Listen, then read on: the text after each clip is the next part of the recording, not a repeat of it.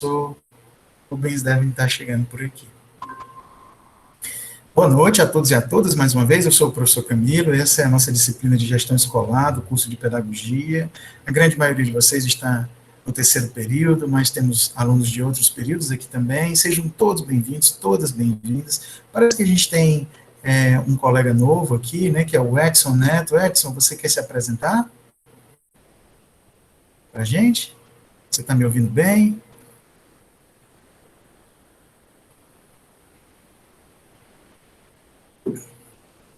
Então, quero dar boas-vindas a todos vocês, a Sâmia, a Vitória, a Sara, a Jéssica, Feijó, a Larissa, a Ana Carolina, a Priscila, a Bruna, a Ângelo, a Brenda Gomes, a Vitória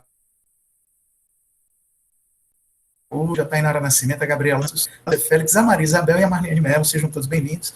O Edson colocou aí um olá no chat, seja bem-vindo, Edson. E a casa é sua, nós vamos hoje conversar com um convidado da nossa disciplina, isso aqui faz parte da atividade, faz parte da nossa atividade do projeto de extensão, né, e eu vou, ao final da conversa com o professor Rubens, solicitar para vocês algumas questões para que vocês registrem na frequência e façam reflexões a respeito da fala do professor, comentários livres, algumas perspectivas, isso vale muito a pena para fazer uma espécie de fixação do conteúdo que a gente pode adquirir através da experiência. Essa é a grande sacada do projeto de extensão, para a gente buscar esses conteúdos numa outra perspectiva e que cada um de vocês possam aproveitar esse bate-papo, tá certo? Então, muito obrigado, sejam todos bem-vindos pós-feriado do dia 21, pós-AP1s, como eu já disse, já corrigi todas as AP1s, as notas vão migrar para a plataforma, já corrigi todas as verificações de aprendizagem, nós somos 31, eu tive 19 registros, então ainda faltam aí por volta de 10 pessoas que não puderam participar, não sei porquê, né? Tivemos resultados excelentes, né? Estou muito feliz com a forma pela qual vocês se comportaram, do ponto de vista da construção dos conhecimentos, certo? Então, fiquem aqui conosco, acompanhem o processo, façam bastante as anotações, e no final a gente vai ter um momento para perguntas e respostas, tá certo? Para que vocês possam conversar comigo e com o professor Rubens, que inclusive já chegou aqui agora, né? Professor Rubens André, seja bem-vindo, boa noite.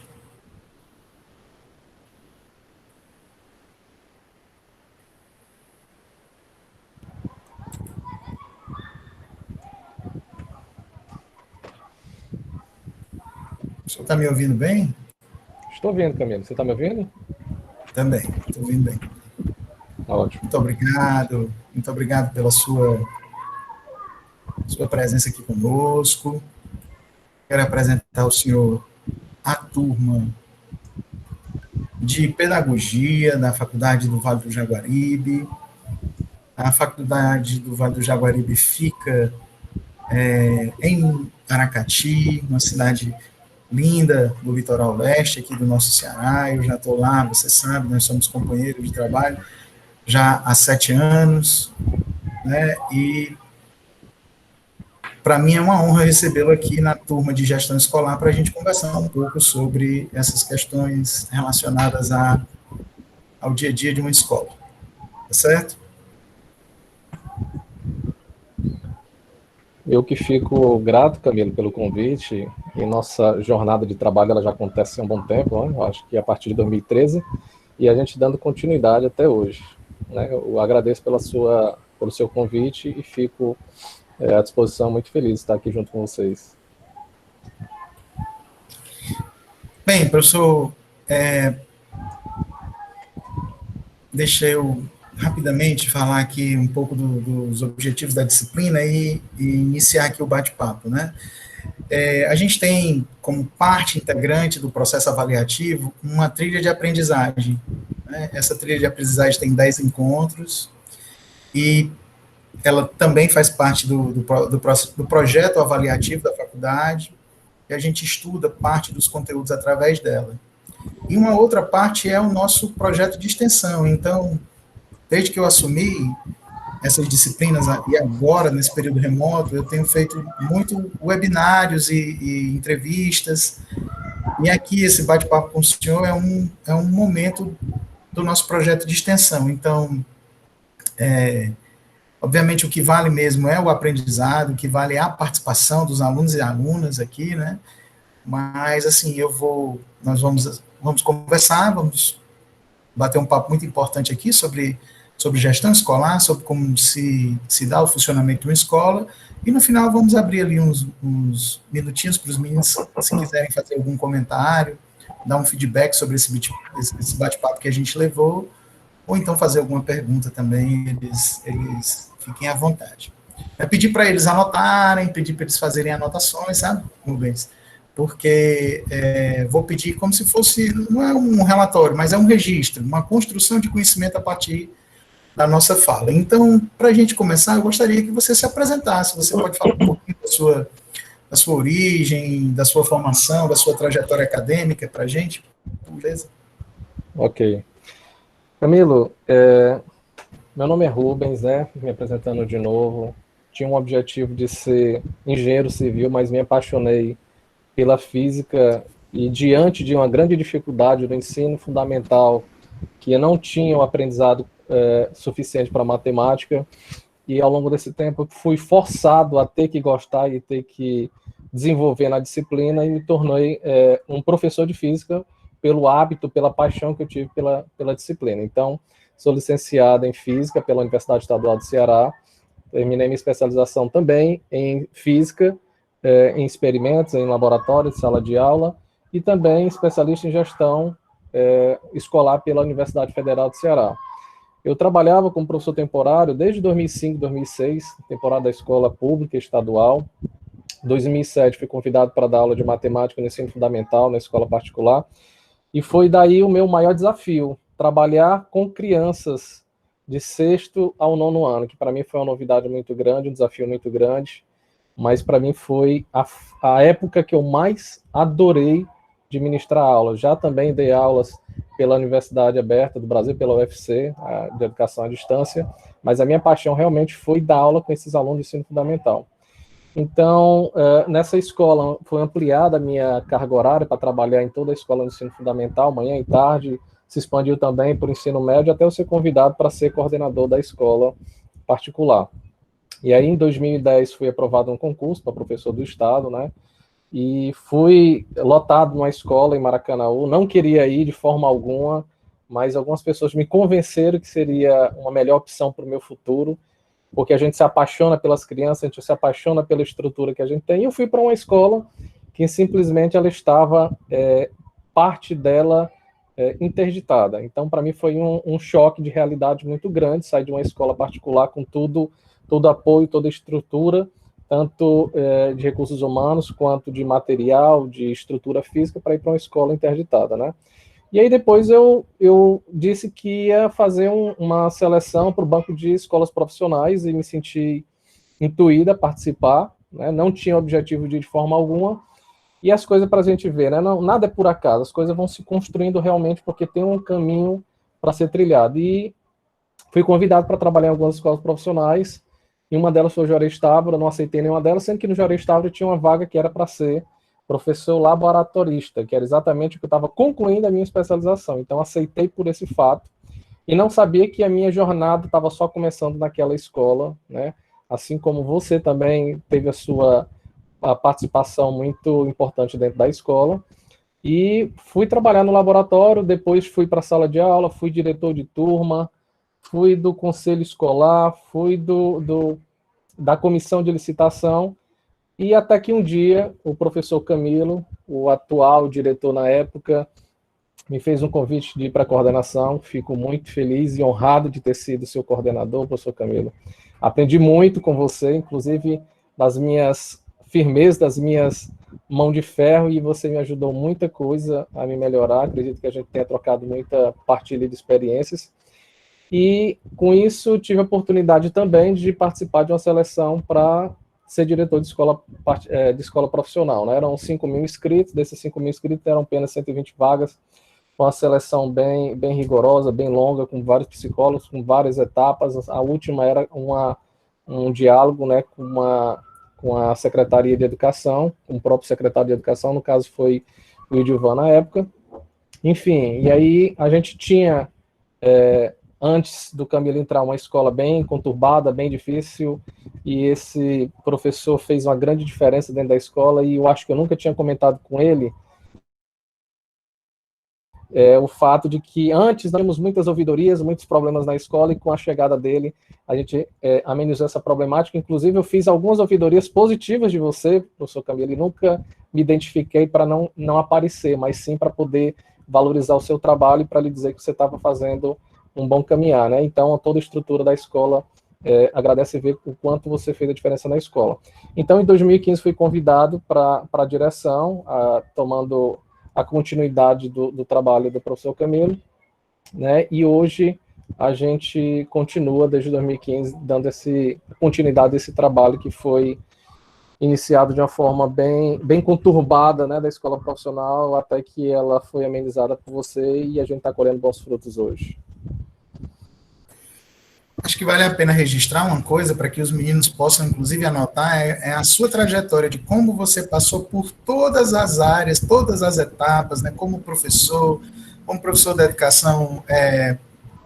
educação básica, mas do ensino fundamental, depois do 6º ao 9º ano, depois como um professor do laboratório, participando dos órgãos colegiados da gestão, que é uma coisa que a gente discute muito aqui na disciplina, né? A gente dar condições e conhecimento, porque é incrível como a gente às vezes está conversando com os alunos, né? E os alunos não sabem o que é um conselho escolar, não sabem como funciona uma comissão de licitação, não sabem que isso existe, esses mecanismos existem. E aí, talvez, Rubens, seja um momento da gente começar a bater um papo sobre como é que se organiza uma escola, né? E aí, de todos esses atores sociais, eu gostaria de começar conversando sobre o papel dos funcionários, da sua equipe de trabalho, mas especialmente dos funcionários daqueles funcionários da escola que são trabalhadores da educação, mas não são nem os professores, nem os coordenadores. Como é que você organiza, como é que você recebe essa responsabilidade e como é que você dialoga com eles para organizar o trabalho? Essa era uma das funções que eu tinha como coordenador e acabei dando continuidade porque a gente acaba criando um vínculo muito forte, até porque eu, como sou filho de engenheiro, gosto também muito dessa parte estrutural e você sabe que a gente fez uma grande diferença lá na escola, né? Hoje a gente tem apenas 7 pessoas trabalhando no setor administrativo da escola, só levando aqui para o geral, Camilo.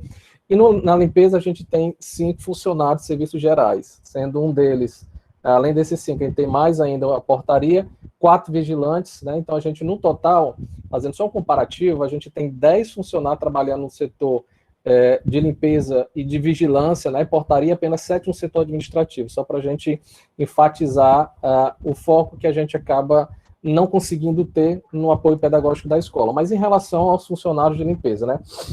A gente tem sempre essa organização, essa proximidade de tratar eles como iguais, né? Então eles participam de todas as festividades, todos os eventos, todas as atividades que a gente tem na escola, participam dentro dos grupos do WhatsApp, todas as comunicações são feitas, dialogadas com todos eles também, participam a gente fez uma copa dos funcionários, eles estão sempre junto conosco lá, então a gente tem essa proximidade com eles de fazer com que eles se percebam também como atores responsáveis indiretamente pelo processo de educação.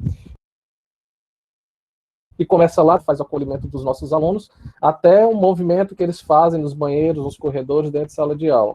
Então a gente tem essa estrutura muito próxima com eles, né, fazendo sempre um diálogo em que a gente organiza a estrutura da escola, a estrutura de entrada, de saída, vendo quais são as maiores dificuldades que a escola apresenta para que a gente possa focar nesses problemas. Além do pessoal da limpeza, você também tem um pessoal mais burocrático na secretaria. Eu sempre digo que a secretaria é como se fosse o cérebro da escola. Não porque ela pense ou porque ela decida, mas porque registra as coisas, guarda os documentos da escola.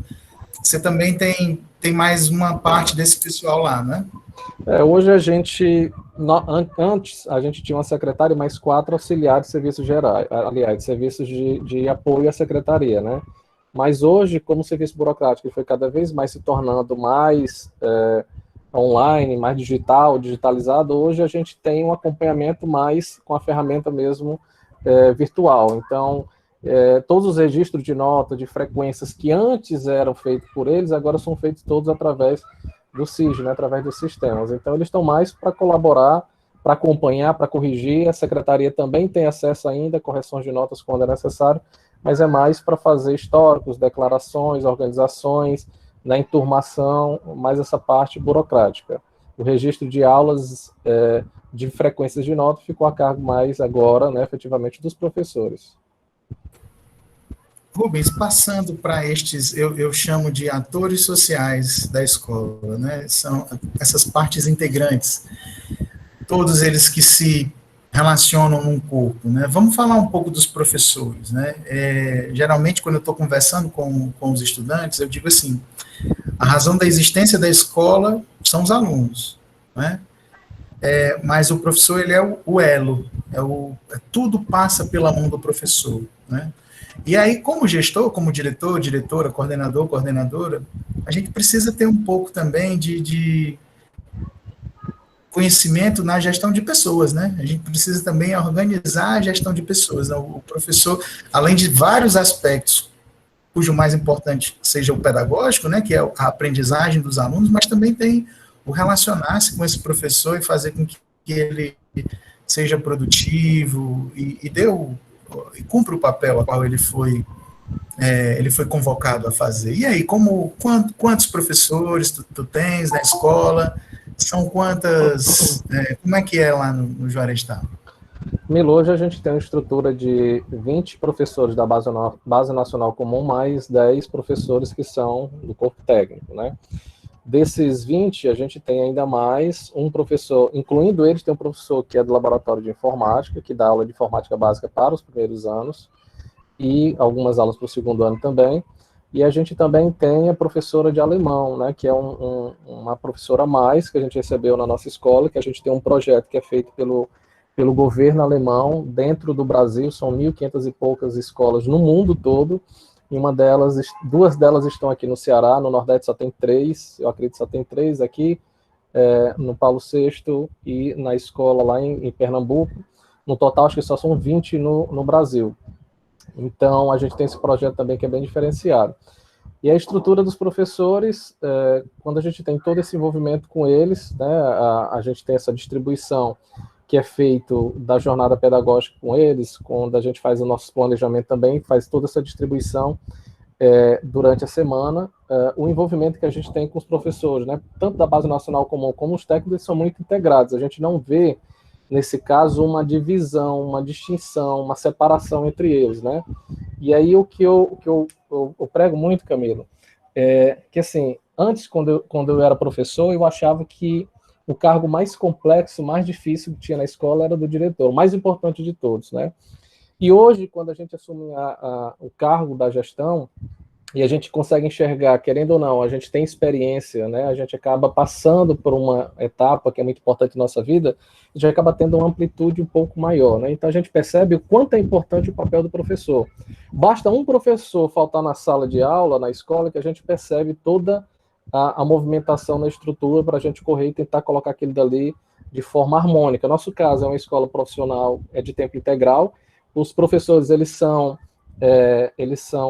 contratados por exclusividade, então eles passam o dia todo na escola, os professores da Base Nacional Comum, os técnicos, né, eles são contratados por hora, né, são horistas, então a gente tem sempre professor substituindo quando é necessário. Mas a gente levando em consideração escolas regulares, quando um professor falta, o outro professor vai ter que substituir, né, e assumir, às vezes, 2, 3 salas ao mesmo tempo.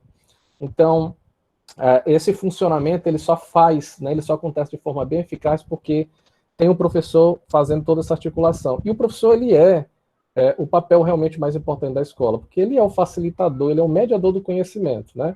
ele leva todo nesse campo da teoria para a imaginação, para a concretização das informações, das ideias, da experimentação, e aí levando também para a área da ciência da natureza, mas também nas outras áreas que pode ser colocado em prática tudo isso, né? Um professor precisa de ter integração, precisa da interdisciplinaridade. Eu, como professor de matemática, por exemplo, eu utilizava, oi, Lândia, tudo bem? Eu utilizava muito nas minhas aulas redação, pedia que os alunos fizessem uma redação a partir de um problema, uma situação, um problema de matemática, e fazia essa integração. Então, a gente tem um papel muito importante, fundamental também no estímulo do aluno, né, de participar, fazer com que ele tenha curiosidade, com que ele tenha o hábito, o prazer de querer estudar, para que ele possa desenvolver as habilidades dele, né? Então, às vezes, o professor, como na maioria falando de escola pública, né, a maioria dos nossos alunos acaba não tendo uma figura paterna, uma figura materna, devido à quantidade de problemas, de vícios, de violência dentro do lar. Então, o professor ele acaba assumindo essa figura, né, acaba tomando como uma referência para o aluno, e, querendo ou não, por vezes ele acaba virando ali um psicólogo, um advogado, até um juiz, né, mas que às vezes contribui, mas o professor ele não está preparado ainda, né, não é a formação dele, na verdade, para que ele possa contribuir de uma forma tão abrangente. Então, uma das maiores dificuldades que a gente tem hoje na escola é exatamente do fato da gente não ter esses recursos humanos, né, do psicólogo, da psicopedagoga, da nossa supervisora. Como eu já falei no começo da nossa reunião, da nossa conversa, que aqui na nossa escola nós temos 7 pessoas no setor administrativo, nós temos 4 pessoas na gestão.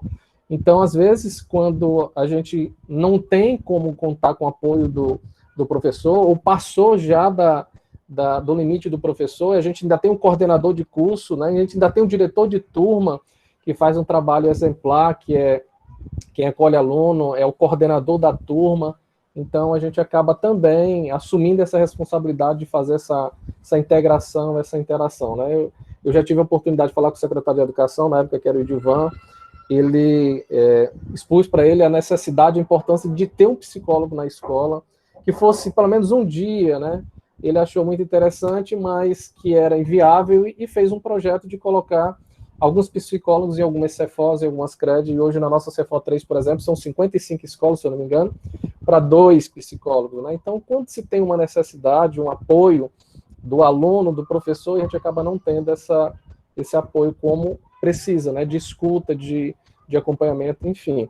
Então, o professor, voltando, né? Ele precisa ser esse provocador de curiosidade, né? O aluno ele precisa se sentir estimulado.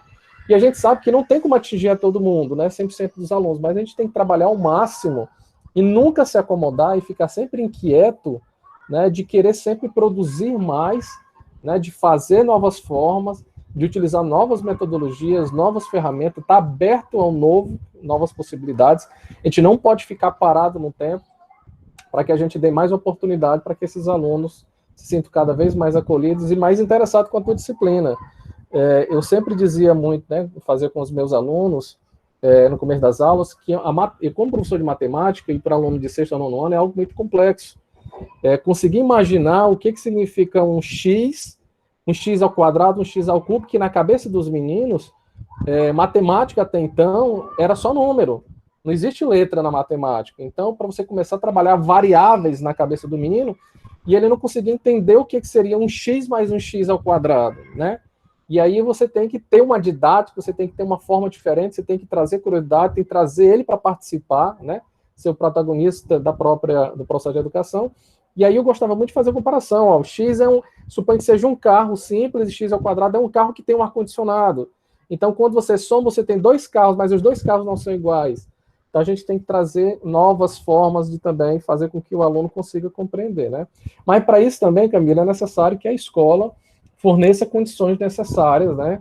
Para isso, formações continuadas, que infelizmente a gente não tem como a gente gostaria, e que na minha época, quando eu cheguei no Laboratório de Ciências, eu tinha formação continuada todo mês, né? Tinha troca de experiências, novidades o tempo todo. Precisa de um clima escolar que seja acolhedor, que seja agradável, para você poder trabalhar em um ambiente que você se sinta né, realmente valorizado, se sinta vontade de ir também, né, além da valorização financeira e outras coisas mais que a gente não adianta colocar porque não cabe a gente, né, mas material adequado, enfim, eu acho que toda essa estrutura ela é muito viável, ela é muito importante para que o professor possa realmente atingir o objetivo dele. Rubens, hoje, dia 28 de abril, é o dia da educação, né? É o dia escolhido aí por conta do Paulo Freire, e a gente, como patrono da educação, e no momento ainda muito sério que a gente está vivendo, e você tocou em dois aspectos muito interessantes, né? Que tanto é essa construção de limites a partir de um processo de organização, porque a gestão da escola, né? E aí, para cá, conversando com alunos do curso de pedagogia, a gente também enfatiza esse papel do pedagogo, né?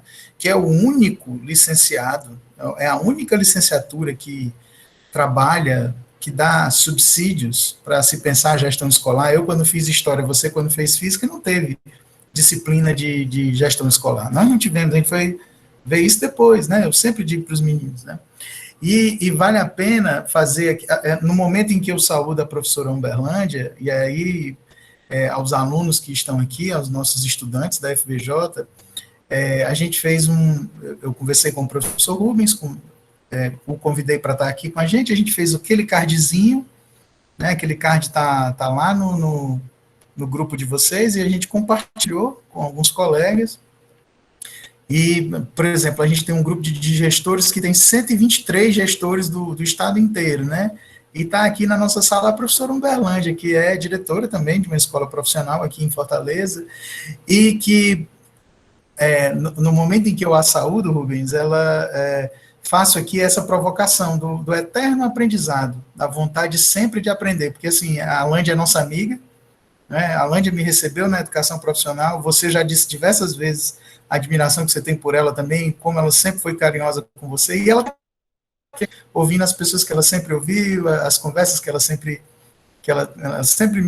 me ouviu falar do jeito que eu estou falando, provavelmente a você do mesmo jeito, mas essa vontade de aprender. E aí, nesta vontade de aprender que você falou tanto, o papel do estudante, né, professor Rubens, assim, o aluno como protagonista, como é que, para mim, essa é a minha maior dificuldade, sabe, colocar o aluno em evidência, eu queria saber fazer mais isso, e aí queria perguntar para você, como dar mais visibilidade, mais visão a esse aluno, para ele se tornar mais protagonista do processo de construção do conhecimento dele. É um tema bem interessante, né, Camila? Bem provocador. Eu acho que o que mais permite com que o aluno possa desenvolver esse protagonismo é o que a gente está vivenciando hoje, da pandemia, né? A pandemia colocou a gente numa situação de que o aluno precisa desenvolver a autonomia dele, precisa desenvolver a organização, porque agora, mais do que nunca, ele é o protagonista da própria educação. E aí eu vejo isso, não só como diretor, como às vezes como professor, como aluno, que eu inventei agora de fazer um curso de alemão para tentar aprender um pouco de alemão e sei da complexidade que é, mas como pai do meu filho que está no processo, ele tem um de 4 anos de idade, outro de 8 anos de idade, mas como é difícil deles conseguirem se organizar, porque a tentação de participar de outra coisa, de assistir outra coisa, um vídeo, ou de perder aquela atenção, ela é muito grande. Então, como a criança, a gente precisa ter esse acompanhamento, né? Mas, e é uma situação muito complexa para os nossos alunos de tempo integral, porque antes eles tinham uma disciplina, né, de ter que acordar cedo, de ter que voltar para casa já mais no final do dia, mas tinha toda a regra, todo o rigor que é uma escola profissional tem, né, o horário de entrada, horário de saída, não tem aula livre, não tem falta de professor, não tem nada disso, mas tem turmas que tem 23 disciplinas diferentes, né? Então, como fazer para organizar tudo isso, né, para poder estimular o aluno? Então, uma das situações do que a gente criou, que aliás, que a gente deu continuidade, não abriu mão, mas na verdade nós fortalecemos no processo que a gente teve da saída da escola presencial para a escola no ensino remoto, foi a situação da gente fortalecer as aulas de formação para a cidadania com os diretores de turma, né? Então, a gente trabalhou muito com os alunos essa questão da autonomia, questão da organização, questão do equilíbrio mental, porque nesse momento todos nós temos as nossas dificuldades. Então, tudo isso vem favorecendo para que os nossos alunos possam se sentir mais protagonistas, né? Fazendo com que eles participem mais, interajam mais. Aí a dificuldade é essa de abrir uma câmera, de abrir um microfone, e a gente tenta fazer com que eles percebam isso, porque para o professor é muito importante também receber um feedback, não só da voz, mas de poder observar o outro, do comportamento do outro, né? Que a gente tem esse hábito dentro de sala de aula, quando a gente percebe o comportamento do aluno, a gente muda de metodologia, e quando as câmeras estão fechadas, os áudios estão fechados, a gente não tem como imaginar, a gente não tem um feedback de saber como a gente poder organizar tudo isso, né? Mas a escola, ela precisa também fortalecer, além dos órgãos colegiados, né, como o Grêmio Estudantil, o Conselho Escolar, nós temos reuniões frequentes, nós tentamos estimular com que eles tenham suas reuniões também frequentes, mas pelo tempo da carga horária de 9 horas aula por dia da escola, tempo integral é muito complexo, né, mas a gente tenta fortalecer isso, as lideranças, para que eles tenham essa comunicação. Nós temos as reuniões, que são reuniões de conselho de classe, que acontecem a cada 2 meses, para que eles possam avaliar toda a circunstância dentro de sala de aula, o que é que vai bem, o que é que precisa ser melhorado. Eles participam e expõem essas informações ao grupo de professores, sugerem aos professores que façam alterações, mudanças nas suas metodologias. O professor recebe essa informação, analisa ela, tenta fazer essa metodologia, essa alteração, essa melhora, esse desenvolvimento, né? E tudo isso com interação na participação direta dos alunos, isso é muito importante. E eles levam o feedback de volta também dos professores, da gestão, para que eles possam, de alguma forma, se organizarem, né? Infelizmente, a cada 2 meses, mas ela é muito válida. Além disso, a gente faz com que eles percebam, Camilo, através de autoavaliação, como é que eles estão indo, como é que eles estão se empenhando, se desenvolvendo, né? E é complexa a situação de que alguns alunos precisam, ao mesmo tempo, estudar e fazer um almoço de casa, porque a família não compreende, de ter que cuidar do irmão pequeno, porque a mãe precisa sair, né? E agora as famílias acabam misturando a situação de que o aluno está em casa e achar que ele está disponível, né? Então a gente faz muito esse papel de fazer com que eles façam uma autoavaliação. A gente faz um pequeno Google Forms, né? E eles identificam onde é que estão indo bem, onde é que eles acham que precisam melhorar, onde é que está a participação deles de entrega de atividades, participação no Meet, enfim, participação de outras atividades que os professores passam.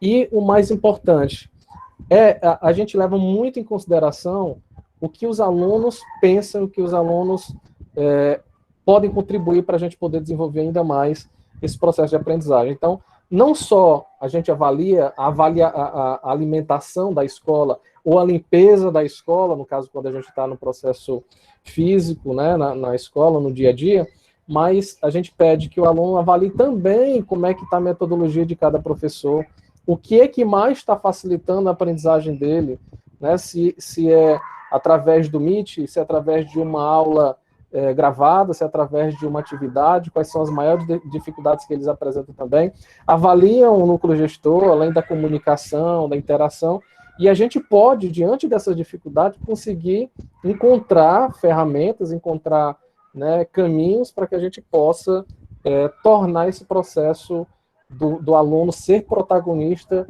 cada vez mais fortalecido e a aprendizagem se torne cada vez mais satisfatória. Você falou para mim 2 coisas muito importantes. Primeiro, criar mecanismos de escuta, né? E depois fazer com que o aluno fale. Eu já fui muitas vezes criticado, Rubens, porque escuto os estudantes, sabe? Assim, criticado por professores que, num primeiro momento, não compreendiam a proposta. Que eu acho que é isso. Porque depois, com o tempo, né, todo mundo passar a aderir a essa perspectiva de construção coletiva, sabe? Eu acho que escola é isso, é um terreno de coletividade, onde cada um de nós pode compartilhar e ser ouvido, nessa possibilidade de ser ouvido, poder ajudar a construir um pouquinho essa escola. Cada um de nós tem responsabilidades diferentes, né? Nós temos papéis sociais diferentes, como eu sempre tenho enfatizado aqui, mas eu acho que Pelo menos eu acredito nisso, né? Nós queremos a mesma coisa, a gente quer o mesmo lugar, né? E aí, Rubens, pensando nesse processo de papéis sociais diferentes, eu queria que você falasse um pouco da gestão, né? Assim, do papel da gestão, dos seus coordenadores, coordenadoras, e inclusive do seu papel como diretor no meio de tudo isso, né? Como é que você trabalha para construir esses relacionamentos de modo que a escola funcione a contento, mesmo com seus defeitos, com as suas falhas, mas ela continue caminhando para atingir o seu objetivo, que é a aprendizagem do aluno, né?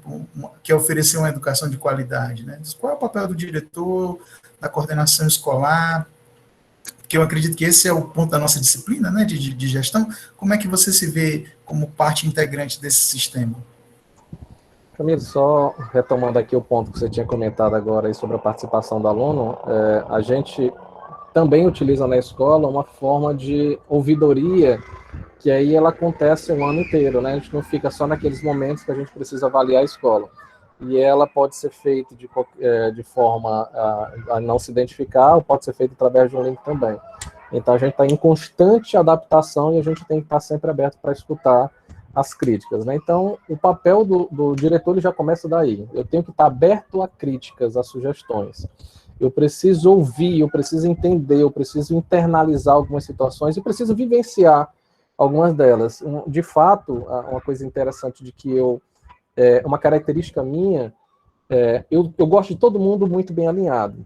Professores, coordenadores, serviços gerais, a gente falando a mesma coisa, o mesmo tipo de pensamento, mas que é algo muito diferente. O tipo de pensamento que eu digo é de conduta, de organização, de ações e procedimentos básicos, né? Claro que todo mundo tem sua forma de pensar, sua forma de agir, a sua metodologia, a sua forma de caminhar. Eu não falo em relação a isso, mas eu falo na forma estrutural, organizacional maior. Então, quando eu identifico algum tipo de problema que acontece na escola, eu costumo dizer que eu vou me mudar para lá. Enquanto eu não soluciono um problema, eu não consigo me aquietar e me organizar. E fora isso, a gente tem um mundo para poder tomar de conta dentro de uma escola, né? Para mim, vai uma crítica aqui que eu acho que a gente deveria ter um diretor pedagógico, um diretor financeiro, administrativo, para que a gente pudesse trabalhar coisas diferentes com foco diferente. Então a gente acaba tendo muita responsabilidade, muitas ações para ser resolvidas ao mesmo tempo e acaba não dando conta de tudo, né? Então eu tinha um problema, por exemplo, na secretaria da escola. Então eu preciso identificar qual é o problema, preciso dar um foco, uma atenção maior para poder resolver aquela problemática que eu estou vendo, estou vivenciando, que às vezes a gente não consegue enxergar, mas diante de alguns problemas que se chegam, você vai montando quebra-cabeça e percebe onde é que está a chave, onde é que está o local que precisa ser organizado, né, ajustado. Então, eu costumo sempre, quando chega para organizar um ambiente, eu começo mudando a estrutura, mudando o clima, né? Então, eu costumo fazer uma pequena reforma, e aí, deixo em aberto aqui, né, esclarecido que essas reformas são feitas com o braço, com o suor mesmo, da gente, da escola, a gente não tem recurso suficiente para isso, mas a gente dá um jeito de fazer uma pintura, de mexer nos móveis, de fazer uma nova organização, e a gente começar a trabalhar numa nova estrutura, numa nova roupagem, né? Que a gente, quando mexe no ambiente, a gente muda um pouco aquela linha de conduta que a gente levava. E aí, só um pequeno comentário aqui rápido, Camilo, para a gente voltar para essa parte aqui que eu estou falando da secretaria. Eu tive um problema na escola em que um determinado curso não tinha mais matrículas e os alunos não estavam tendo procura, e os alunos acabavam se concluindo de uma forma muito pequena. Então, 3 turmas dos alunos, quando souberam disso, se sentaram na minha porta para poder fazer uma manifestação para querer ser ouvidos. E aí, eu estava fora da sala, né? Estava lá no refeitório, resolvendo os problemas, voltei, tentei conversar com eles, mas eles só queriam conversar se fosse com todos, não aceitavam conversar com um representante ou com alguns representantes. E eu me vi naquela situação muito pressionado, de repente, uma situação dessa acontece, né, totalmente inusitada, e a gente fica sem saber como agir. Então, rapidamente veio na minha cabeça, eu vou mudar de ambiente. Eu vou tirar essa estrutura que eles estão agora sentados, virados para cá, com câmera na mão, esperando que eu vá me manifestar, para, de alguma forma, eles se sentirem no direito de ameaçarem ou de querer impressionar de uma forma que não seja a mais viável possível. Então, nós fomos para a biblioteca, e na biblioteca o clima mudou totalmente, porque a estrutura em que eles estavam se sentados mudou, a forma com que eles estavam sentados mudou, o olhar deles se mudou. Então, a gente precisa fazer isso, fazer essa mudança. Então, a primeira coisa que eu faço é isso. E aí eu vi outro problema, né? Além da secretaria, nós resolvemos problemas administrativos, burocráticos, interpessoais, posição, pegar um documento, que tudo isso também facilita ou dificulta o trabalho do profissional. E aí resolve o problema, agora vou me mudar para outro problema, agora vou para a biblioteca enxergar, né? Tentar ver o que está acontecendo, a gente faz toda aquela estrutura, aquela organização que você participou, inclusive, da nossa reinauguração, né, da biblioteca. Então, isso é constante. A gente vai identificando os problemas, aqueles que são maiores, a gente vai, menores a gente resolve de forma mais simplificada, e os maiores a gente vai trabalhando mais aprofundado, né? Mas aí, levando para o que você falou também do papel do coordenador. Hoje, lá na escola, é interessante essa troca de experiência, que eu mudei a minha forma de pensar também com uma das palestras que a Mayumi deu, que também é diretor da escola profissional, que você conhece muito bem, e a gente antes tinha uma estrutura de 3 coordenadores, né, que de fato é o suficiente se a gente tivesse supervisores, se a gente tivesse psicopedagogos e psicólogos, mas para dar conta de tudo isso, 3 é muito pouco, né, com o diretor é muito pouco, são 4 pessoas dando conta de tudo isso. Então, a gente tinha um coordenador que é da área das ciências humanas, um que era da ciência da natureza e um que era da linguagem e códigos. Então, o professor, o coordenador que é das ciências humanas, ele fazia o planejamento das ciências humanas da matemática e era responsável pela parte de manutenção da escola, ele me dava esse suporte. A professora, que é da linguagem e códigos, ela trabalhava no planejamento junto com os professores da linguagem e códigos e mais os professores também que eram dos técnicos, né? Fora isso, também tinha ainda toda aquela bagagem, responsabilidade do pedagógico e dos estágios, né? Do estágio, tanto do aluno que vem estagiar na escola, quanto dos nossos alunos que vão estagiar fora. E o outro coordenador é responsável pelas ciências humanas e pelos projetos que tem na escola, né? Além do projeto de esporte, do projeto de diretor de turma, projeto de vida, mundo do trabalho e outros. Hoje a gente mudou essa organização, porque eu percebia, Camilo, e aí na fala da Mayumi eu achei interessante, que um coordenador ele não conseguia a informação ou chegar a 488 alunos, 485, 490, varia de ano para ano. Então, um coordenador ele não conseguia abranger todos os alunos, ele não conseguia entender a realidade de todos os alunos e nem da família de todos eles, né? O diretor de turma tem esse papel, o coordenador de curso tem esse papel, mas o coordenador escolar também tem um papel muito importante, né? Que ele faz esse diálogo, ele faz essa aproximação entre professores, alunos, família, direção. Então, ele é um elo muito importante de comunicação, de integração, de interação com todos eles. Então, hoje a gente estruturou diferente. Um coordenador vai ficar responsável só pelo primeiro ano, um só pelo segundo ano, um só pelo terceiro ano. Então, quando eu preciso de uma ação com um determinado aluno, antes eu acabava sobrecarregando um determinado coordenador porque era mais viável, era mais fácil, era mais receptivo. Agora não. É aluno seu, resolve o seu problema. É aluno do terceiro ano, então o problema é daquele outro coordenador. E eles acabam se envolvendo mais com o aluno, com a família, e isso facilita mais o acompanhamento. O professor, quando tem necessidade de dialogar com o coordenador, não procura mais aquele coordenador que sempre era referência para todo mundo, mas agora eu vou procurar o meu coordenador da minha série, da minha turma, né? Também tem um coordenador do curso, então a gente conseguir distribuir isso melhor, ficou muito mais interessante. E aí a gente distribuía as funções, né? Do projeto ficou para um coordenador, do estágio ficou para outro, do Enem e as questões também pedagógicas ficou para outro. Então a gente percebeu com tudo isso com que a gente conseguiu atingir melhor a todos os nossos alunos, né? A realidade de todos. Hoje a gente sabe quem são os alunos que receberam, e aí eu também sei, porque eu fiz a planilha exatamente para acompanhar, quem são os alunos que têm todos os livros, quem são os alunos que receberam a primeira cesta básica, ou a segunda cesta básica, o aluno que tem internet, que tipo de internet ele tem, se é banda larga, se é de 4G, se é compartilhada, se ele usa celular, se ele usa computador. Então, nós fizemos esse trabalho em que a gente consegue identificar a problemática do aluno, né? A dificuldade ou a facilidade que ele tem, E o professor acaba tendo uma outra forma de avaliar o aluno que tem mais possibilidades. Hoje, aquele aluno está trabalhando porque tem necessidade para comer. Aquele outro aluno, ele tem um computador e não está querendo fazer suas atividades. Então, ele consegue, e aí, diante dessa autonomia que o aluno tem, desse desenvolvimento, desse protagonismo, o professor acaba conseguindo pesar melhor e avaliar melhor a situação da realidade de cada aluno, porque a gente sabe que ela transformou nossa sala de aula já são heterogêneas, nós recebemos alunos de escola municipal e particular, tem aluno que a média dele que chega a 9,69, equivalente a ele tirar 10 no sexto, no sétimo, no oitavo, e 3 bimestres do nono ano, e tira 9 só no quarto bimestre, é só um exemplo do melhor aluno que a gente tem, e tem aluno que chega com 6, alguma coisa na escola. Então, a heterogeneidade já é muito grande, é um desafio muito grande que a gente tem, né? A gente divide também os alunos de português e matemática por níveis de dificuldade de aprendizagem, mas no todo, para a gente transformar isso numa situação mais homogênea e ainda mais no sistema remoto, é muito complexo. É um trabalho muito complicado e muito grande, né? Não faz, e também não se resolve da hora para a noite, né? Do dia para a noite. Você trilhou uma trajetória grande para pensar diversas situações. Deve ter testado muita coisa que não deu certo, né? A gente passa por isso e é mais ou menos isso que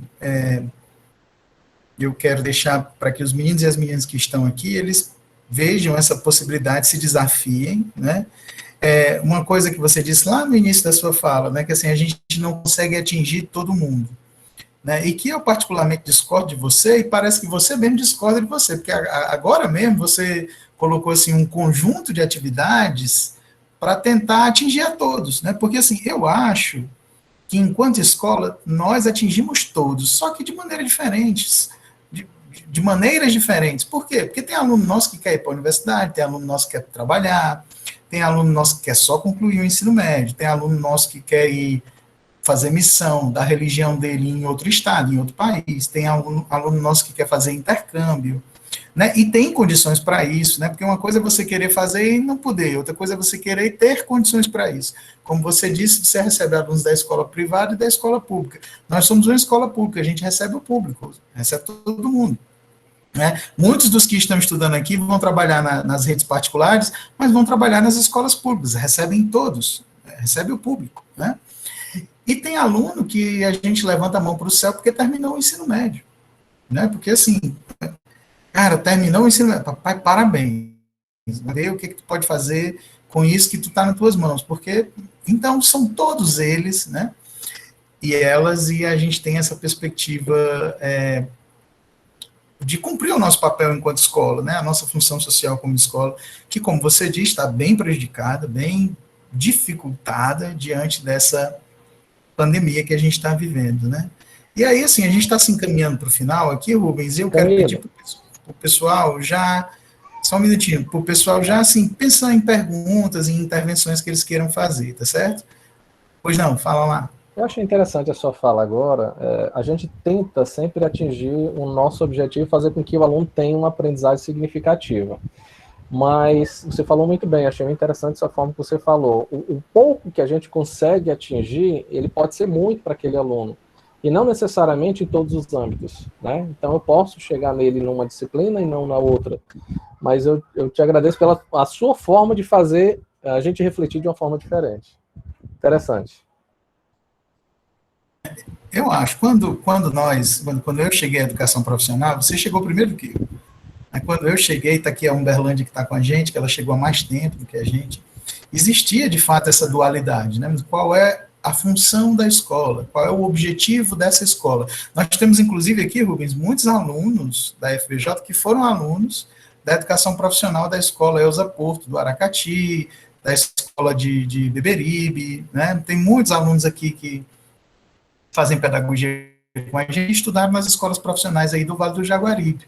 E aí, eu disse, nós tivemos reuniões juntos, aí eu já não sei se a gente participou junto, mas eu tive a oportunidade de dizer, olha, não faça uma pergunta que você não quer ouvir a resposta. Porque ir para frente de todo mundo ali, inclusive do secretário, que você citou diversas vezes, que é um cara que hoje é deputado, né, que é um cara super defensor da educação, assim, qual é a função da escola profissional? Meu pai não faz essa pergunta, porque os caras vão dizer e você não vai gostar da resposta. Então, assim, eu trabalho, eu sempre pensei nisso, sabe, Luiz? Eu trabalho para oferecer o melhor que eu puder para os alunos. Assim, como gestor, pai, qual é a sua função como gestor? Que é o que exatamente eu vou te perguntar agora. Quais são os teus maiores desafios e as tuas maiores dificuldades? Se você estivesse perguntando isso para mim, eu disse, rapaz, o meu maior desafio é oferecer o melhor que eu puder como servidor público. Sabe assim, não existe não, eu vou aqui trabalhar com esmero para atingir índices, para subir as notas e tal. Rapaz, eu vou fazer o melhor que eu puder, oferecer o melhor que eu puder, porque cada um desses alunos vai receber de uma maneira diferente. Tem um que vai receber e vai entrar na medicina, como você esse ano teve um aluno do Juarez. Você teve um menino na medicina esse ano? Não, né? Foi ano passado, né? Foi ano Que você passado. teve um aluno aprovado em medicina, que Isso. também não importa se medicina, publicidade, física, história, pedagogia, não importa. Mas o pessoal tem esse fetiche, né, pela medicina, porque são as notas mais altas. O Jaime Alencar esse ano teve um aluno para medicina e não teve dois, porque o cara queria fazer publicidade. E ele tinha nota para entrar na medicina, mas ele disse, eu quero fazer publicidade. E eu olhei para ele e disse, faça o que você quiser. Né? Ele teve o maior score do Enem da escola. O segundo entrou em medicina e ele entrou em publicidade, foi o primeiro lugar. De cara, vá para onde você quiser. É o prazer que eu tenho de dizer para o estudante: olha, meu irmão, tá aqui as ferramentas, agora você decide isso. É você que decide. Não me venha perguntar, não. Se a pessoa vier me perguntar qual é o papel da escola profissional, ela vai se frustrar. Essa é a minha resposta. Né? Querendo que eu diga que é formar para o mercado de trabalho, eu não vou dizer isso. Eu não vou dizer isso. Né?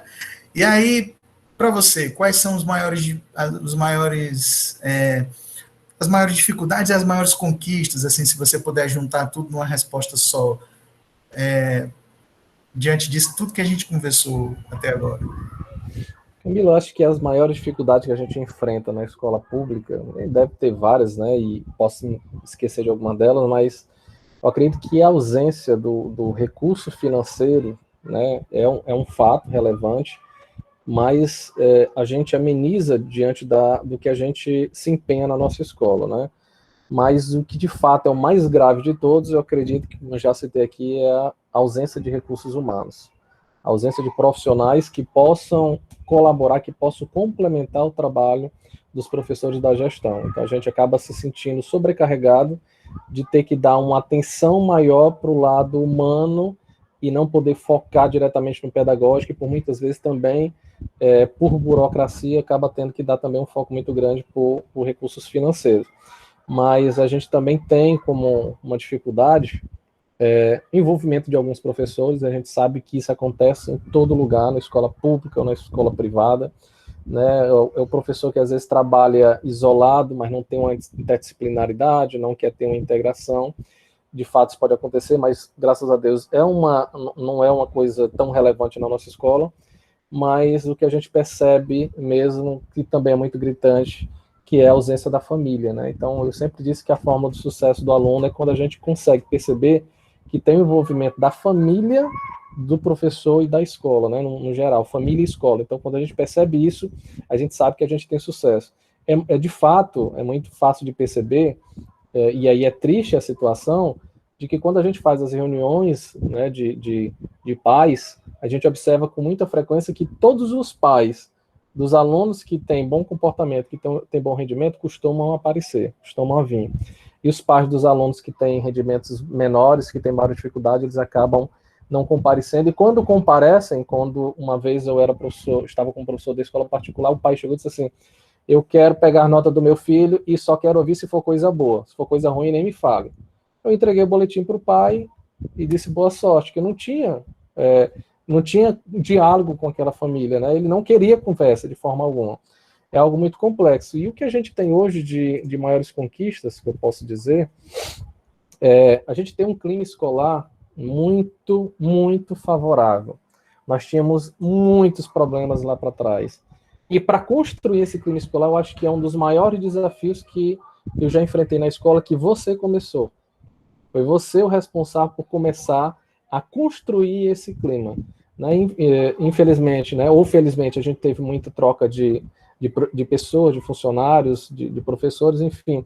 Isso também, de alguma forma, colabora para que a gente vai fazendo uma nova organização, nova estrutura, mas é o diálogo, é a aproximação com todos os participantes, né, da comunidade escolar, faz com que a gente tenha esse clima cada vez mais favorável. Mas de perceber também que a nossa escola é uma escola de referência hoje, as escolas profissionais do Estado de Ceará são de referência, a nossa escola foi considerada entre as 55 melhores escolas públicas do Brasil. Isso é muito relevante. Nós temos no Ceará 700 e poucas escolas. No Brasil, eu não sei quantas devem ter, mas são muitas. E a gente está dentro das 55 mais com os melhores rendimentos no Enem. Isso para a gente também é muito interessante, né? Muito louvável, muito gratificante. E a gente perceber que a escola é limpa, uma escola organizada, uma escola que é pintada semestralmente, em que o almoxarifado ele tem tudo que os nossos professores, o que os nossos funcionários precisam, a gente passa para eles uma lista do que eles solicitam, do que eles precisam, então, de coisas mais complexas a coisas mais simples, a gente deixa o professor bem à vontade para que ele possa trabalhar da melhor maneira possível.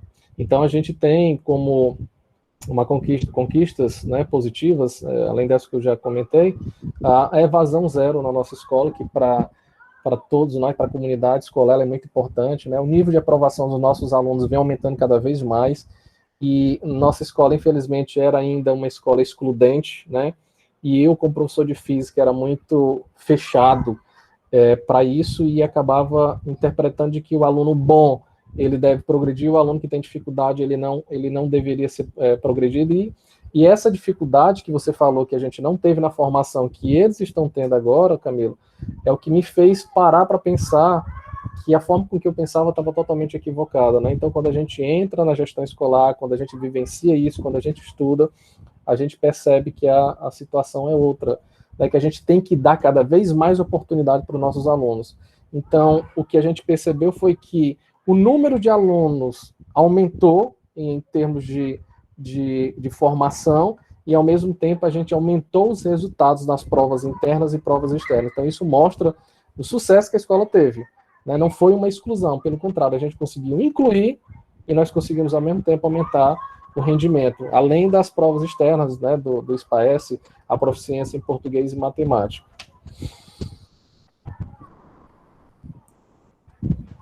Bons registros, Rubens, pelos quais eu te parabenizo e a tua equipe também, né? Porque assim eu tenho a oportunidade de conhecer grande parte, né? Trabalhei com grande parte deles. Pelo menos grande parte não, mas pelo menos uns 10 que ainda estão lá, eu conheci de perto, né? E a confiança no seu trabalho, assim, na força da educação pública, né? Mas, para encerrar nosso bate-papo aqui, para passar a palavra para os alunos, eu queria perguntar para você que se você pudesse dizer só uma coisa, só uma única coisa, né, para cada um desses meninos que pensam em assumir a gestão de uma escola, o que é que você diria, hein, Rubens?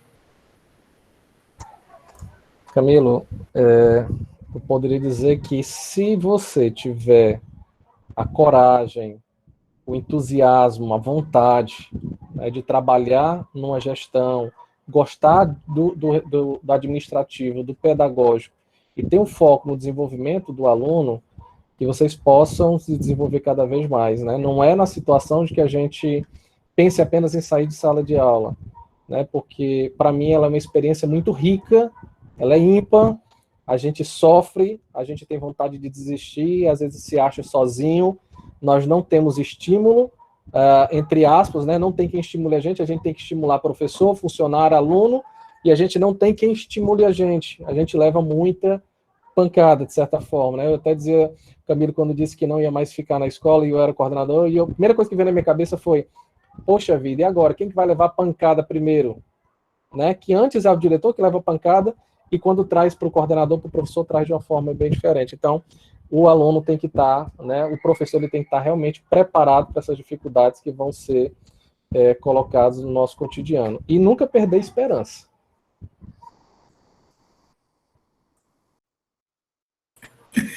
Ou seja, se prepare para receber a primeira pancada, mas nunca pegue a esperança. Gostei.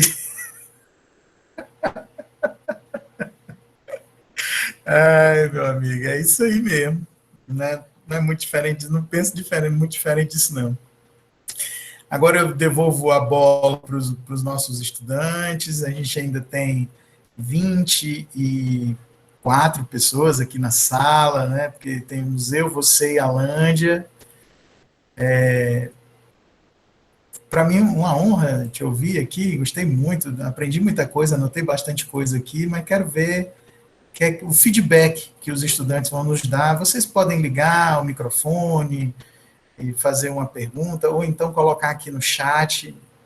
Lembre-se do que Rubens falou, né? Que é assim, num momento como esse, a gente se prepara, a gente conversa, a gente prepara a nossa aula, mas pode ser que alguém aqui esteja preparando um jantar, né? Pode ser enfim, pode ser muita coisa, pode estar acontecendo muita coisa aqui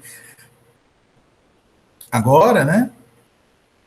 E que esteja aí dividindo a sua atenção. Mas para você que prestou atenção, para você que se ligou aqui com a gente, o que é que você quer compartilhar aqui conosco? Quer deixar um feedback? Quer deixar uma mensagem para o professor Rubens? Quer fazer alguma pergunta? O momento é esse, né? O momento é esse.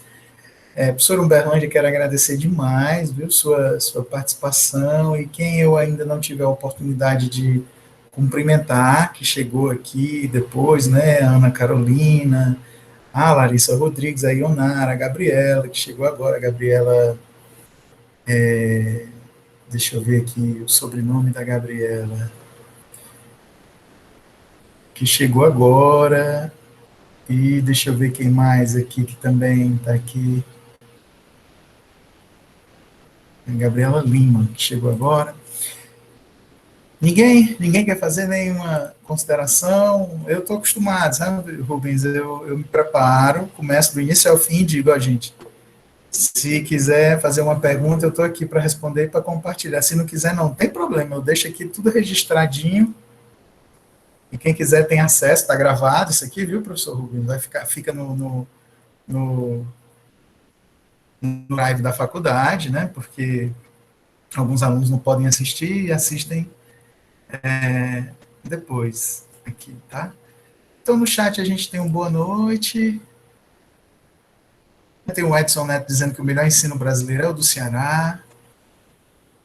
A gente tem registros de escola no Vale do Jaguaribe, né, que já foram eleitas melhores escolas públicas de ensino fundamental, né, uma escola em Aracati, outra em Fortinho, outra em Capuí, né, daquelas, né, inclusive desse registro que o Rubens falou, das 100 escolas públicas, né, que tem várias estão no Ceará, tanto de ensino fundamental quanto de ensino médio, alguns aí estão no Aracati. Isso mostra tanto, né, a diferença entre as redes, que a gente sempre fala. Então, Rubens, parece que nós não temos nenhuma manifestação. Camilo, Eu quero te agradecer. se ainda tiver um tempinho, eu queria aproveitar aqui e fazer um pequeno comentário sobre uns pontos que a gente não tratou, mas eu acho que seria interessante. Há tempo, se não houver, não tem problema. O Edson disse que tem aqui. Edson, você vai ligar o microfone, você vai escrever, você vai... Como é que você quer participar?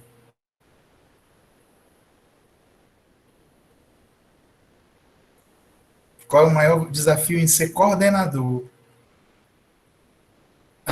É uma pergunta. E ele disse que pretende ser coordenador. Aí, professor, eu vou deixar contigo. Camilo, você não foi coordenador, você não pode falar, não. Mas você foi como posso dizer, você foi um formador de líderes, né? Pode ser sim. Bom, eu fui coordenador 2 vezes, né, de escola pública e de escola particular.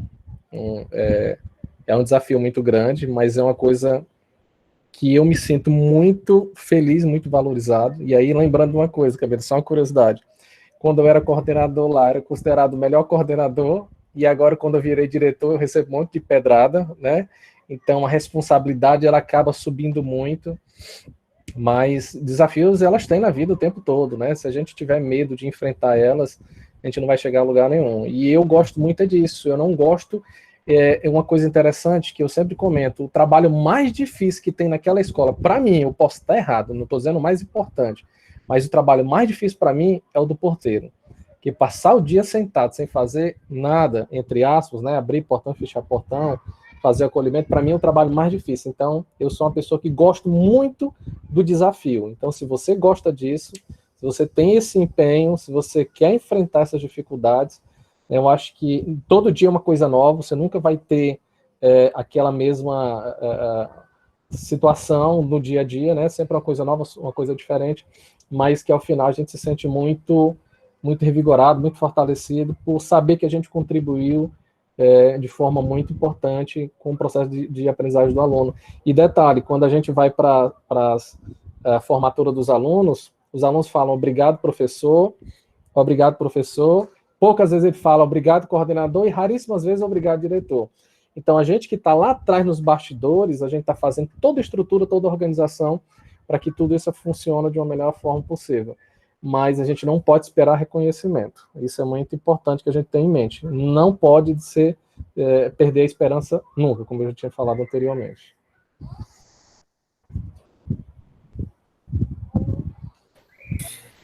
A Larissa Rodrigues está dizendo aqui no chat que o momento foi riquíssimo, legal conhecer os convidados, obrigado por compartilhar as experiências, um tema tão importante para a educação, parabéns, obrigado, Larissa.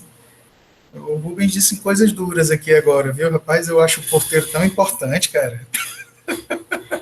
Eu não disse que não é importante, eu disse que para mim seria mais difícil. Eu acho. Ah, sim, sem dúvida. Eu acho o trabalho do porteiro tão difícil, cara. Maria, meu irmão. Ai, meu Deus do céu. Mas é isso mesmo.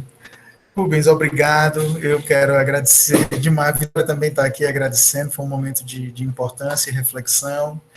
Né? Nós não temos mais tempo, eu tenho que encerrar a gravação aqui e compartilhar com eles a frequência, certo?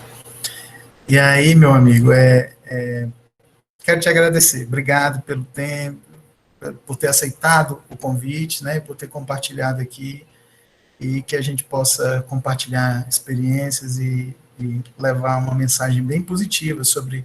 Porque eu acredito que de tudo que você falou aqui, meu irmão, principalmente agora no final, quando você disse, não espere reconhecimento, o trabalho é muito difícil, né? Você está falando sobre acreditar na educação, né? A gente está nessa porque a gente acredita na educação, né? A gente acredita no poder transformador da educação, no poder que ela tem para transformar o mundo, independente de salário, de elogio, de reconhecimento, de agradecimento, independente de qualquer coisa disso, né, dessa parte, né? E a gente continua lá, levando pedrada, mas quando vem um dizer, diretor, professor, você se garantiu, eu estou aqui por sua causa, aí a gente ganha gás em cima de todas as pedradas e de todas as coisas ruins que de vez em quando a gente leva nas costas, como você diz, na cabeça, né? Muito obrigado, viu?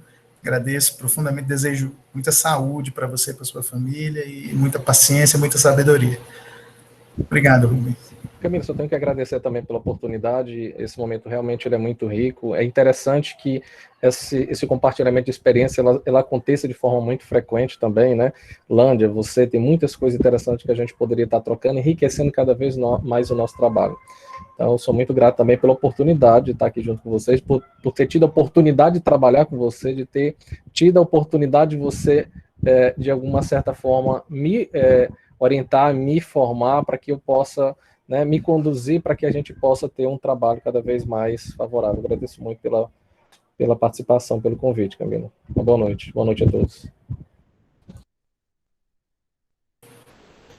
Obrigado, professor. Embora a internet da Samara tenha caído aqui, a Lândia, muito obrigado, Lândia, viu? Sua presença aqui maravilhosa também, né? Rubens, tudo de bom? Pessoal, vou encerrar a gravação aqui. Tchau, tchau. Vou encerrar a gravação e vou compartilhar o nosso link da frequência, tá bom?